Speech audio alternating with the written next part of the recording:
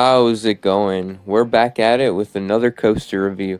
Today's review is of an RMC that I was fortunate to spontaneously ride at the beginning of June this year, 2022. I was super hyped to finally get on this RMC Storm Chaser, hyped as one of the most aggressive roller coasters on earth, and it most certainly lived up to the hype, and then some. I'd argue this ride is underrated by many, and it destroys the ride compared to it, Twisted Timbers, in my opinion. So let's find out why in today's review. Let's start with the statistical part of the video. Storm Chaser stands at the back of Kentucky Kingdom, which is in Louisville, Kentucky. Built in 2016, formerly a dueling coaster, Twisted Twins, which closed back in 2007. For those who don't know, this ride's supports and track are both steel, so Storm Chaser is not a hybrid, it's completely steel, just to be clear. It stands at a height of 100 feet, which is tied 460th in the world for a steel coaster. It goes 52 miles an hour, which is tied for 334th in the world for a steel coaster. And it's 252nd in the world in length for a steel coaster, at 2,744 feet long, not including alpine coasters. Those don't seem that impressive for a coaster I rave about, especially when you consider those were only steel coaster stats. Now let's add both steel and wood, every coaster in the world. Overall, it's tied for the 502nd tallest coaster in the world, so it's not even in the top 500 for height. It's tied for the 399th fastest coaster in the world, barely 400th for speed, and it's the 358th longest coaster in the world in length. Once again, not including alpine coasters, and once again, those are very amateur stats for a ride I love this much, but this shows that Storm Chaser really thrives off the elements, not stats at all. Storm Chaser is one of 24 RMCs, and yes, I'm including Air Force One in this. Of those 24, it's tied the 21st tallest, tied the 20th fastest, and it's the 20th longest RMC in length. So even for RMCs, the stats are not impressive whatsoever. They're consistently at the bottom. But what we're going to get into will explain why I think it's an upper tier RMC and why it deserves your respect. So let's get into the personal part of the video. Honestly, going into the ride, I wasn't too sure if I'd be a huge fan of the ride or super disappointed. I figured it would be one or the other, and it was. Thankfully, it was the good scenario. I'm a massive fan of this ride. I mean, I've always heard it compared to Twisted Timbers, so I expected something like that, maybe slightly worse, and no, it's way better than that. I rode Twisted Timbers with a Thuzy, and on the lift hill, we chatted about coasters, and he mentioned how Storm Chaser was his favorite coaster, over Steel Vengeance, and I thought he was pretty crazy for that. But now I understand it. I totally get it. I may not agree, but I get it. It's way more quality over quantity, but this has to be the best quality for what it's worth for an RMC. Maybe behind Aringwazi, I don't know, it's close. But man, it packs so much insanity in. Walking up to the coaster is honestly pretty cool. I had ridden Lightning Run, then Thunder Run, and so I finally decided to finish the Storm trifecta with riding Storm Chaser. And like I said, I enjoyed walking up to the ride. You walk under the Trick Track double up, the logo is shown, and when I walked into the area for the first time, my favorite music artist was on, so it just seemed like I'd love the ride as soon as that moment, and I absolutely did. Like every other RMC with iBox track, it's glossy smooth, any row on this ride is pretty good, but the best experience will be in the very back, like most RMCs. Storm Chaser has 12 rows, 2 per row, meaning it can hold up to 24 riders per train. When I went there was never a full train though. Good for waiting, but not for the speed of the ride. It does run much faster when there's more people on the ride. However, either way, it's one of my top RMCs, which shows just how good it is. I did Storm Chaser 10 times in the 4.5 or 5 hours I had at Kentucky Kingdom. I marathoned it 2 separate times, basically. Some rides were better than others. I hit my elbow very hard on the first hill of the Trick Track, one of my rides, and let me just say, that's not an element you want to hit your elbow on. Extremely aggressive, unbelievably aggressive. So, on that note, I think it's time to get into the elements. Let's talk about the elements, and I'll start off with some of the worst and make my way up to the best. The helix at the end is just a way to slightly extend the ride. It's just fine, so I'll say 4 out of 10. Those overbanks or cutbacks, whatever you want to call them, I'm going to include them together and say they're 4.5 out of 10s.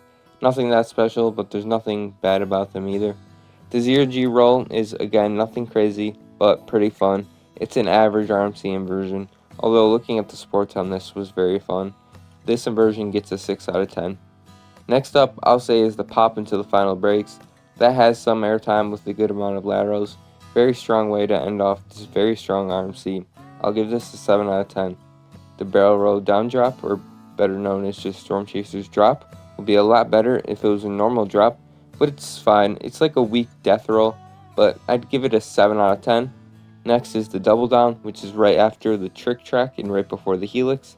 Very powerful, small pops of airtime as you're recovering from the trick track, so this will get a 9 out of 10. The hail before the Zero G roll is great for photos, but even greater on ride. Sustained ejector airtime. And I don't know if this makes any sense, but this ride has like the most satisfying airtime. Like, it's so satisfying to watch and to actually ride. I don't know how to explain it, but this element is a good example of that. I'll give it a 9.5 out of 10. Next has got to be most people's favorite part of the ride, and the only overrated part of the ride in my opinion. That is the first camelback. If nobody hyped it up as the best part of the ride, then I wouldn't have been slightly disappointed. It's awesome, but there's just 3 elements I prefer to it. First camelback will get a 9.5 out of 10. Then the hill after the first overbank is way wilder depending on how much room you get. And Storm Chaser's crew isn't too stable happy, but it's not amazing for it either, so that's inconsistent. But when you have lots of room, the seatbelt really only holds you in on this element, and you're being flung so hard up and down, side to side. Without anything else being said, this is a 10 out of 10 element.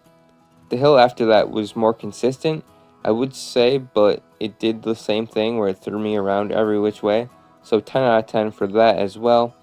Now my favorite element on Storm Chaser is the trick track double up. Certainly didn't disappoint. I had a lot more fun on this than the one on Twisted Timbers. The non-riders can just see you getting insanely strong airtime, so I was just looking at them and it threw me off guard, and that's why I hit my elbow. That was pretty funny, but even though it was painful. But yeah, this is the strongest airtime moment on any coaster I've ridden probably. Absolutely throttles Twisted Timbers, and this element is honestly too underrated. If you like break thigh airtime, then this element is for you. And really, the whole ride is for you. So for the trick track, it's obviously easily getting a 10 out of 10. Now let's finish this review talking about certain categories. The 7 scale will be used for this, saying whether it's on the scale of terrible, below average, slightly below average, average, slightly above average, really good, or elite. For negative G's, of course, Storm Chaser is elite. There's no doubt about it. It has, on average, probably the best airtime, which I'll go into towards the very end of this video. For positive G's, it's nothing that crazy. I'll say average. You won't growl on the ride or anything. It doesn't really focus on that. So yeah, it's average. For duration, Storm Chaser gets average. Not that long of a ride, but it also doesn't feel really short. I don't really want to lean either way because it feels like it's long enough. So I'll say it's average for duration. For comfort, Storm Chaser is glossy smooth, but has insanely powerful airtime that'll make your thighs sore after not that many rides. And be careful because you might hit your elbows. So I'll say it's average for comfort. And for pacing, I don't see any flaws. It's just not known for pacing. It flows from element to element really nice. I'll say it's slightly above average in terms of pacing. I think the fact that the lift hill lasts what feels like 10 seconds adds to this. You zip through it pretty fast for what there is to offer on the ride. So for a final rating, I'm giving Storm Chaser a 10 out of 10. It's probably the worst coaster I've ridden that I give a 10 out of 10, but it's a 10 out of 10 nonetheless. Now going back on what I said in the negative G category, did this ride meet expectations as one of the strongest RMCs for airtime? Oh, absolutely. This is technically my favorite coaster for airtime on average. All of the individual airtime hills are so good. In simpler terms, if this ride had the same kind of airtime hills, but has as many as Steel Vengeance, then it would probably be my number 1. Although the drop could still be the difference, so I'd like a straight drop instead. The barrel roll down drops are cool, but they're not as fun as normal drops. So change the duration and the first drop, and you've easily got my new number 1. I did it. That was insane. I could tell it's running slow, but I got so much room, so that made up for it. Top 10 somewhere, better than Twisted Cyclone. Wow, that was insane. That definitely lived up to the hype. Better than Twisted Timbers, for sure. Yeah, time to marathon this thing a little bit. If you're anywhere near Louisville and Kentucky Kingdom is open, please go. It's a fantastic park with a fantastic RMC that you're guaranteed to like, unless you hate airtime. You can see from the categories that the only thing this ride does elite is the airtime. That's good enough for me. The airtime is really the whole point of the ride. It's a beautiful coaster, an amazing coaster, an underrated coaster, and the most aggressive RMC that I have ridden. So, that's going to be all for this review. I hope you enjoyed. Please share the video to support, like, comment, subscribe, and I will see you later.